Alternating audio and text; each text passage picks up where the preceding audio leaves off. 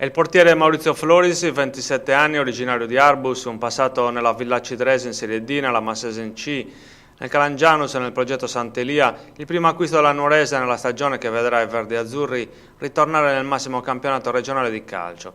L'ingaggio del portiere è stato definito nelle ultime ore dal presidente verdi-azzurro Michele Artedino e ha avuto il via libera dal tecnico Bernardo Mereu, che il giocatore lo conosce e lo ha fortemente voluto.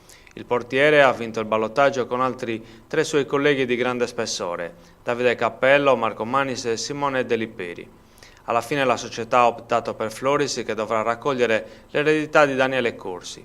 Con l'acquisto dell'estremo difensore di fatto parte ufficialmente il mercato della Nuorese, che ha già in mano diversi giocatori di categoria superiore. Si attendono i prossimi giorni per ufficializzare gli acquisti, che prevedono almeno 4 difensori, 3 centrocampisti e un attaccante. La società si sta muovendo con molta circospezione, badando a fare acquisti che siano funzionali al progetto, senza però svenarsi, perché il momento del calcio sardo è quello che è e non è più tempo per stipendi da professionisti in un campionato formalmente di dilettanti.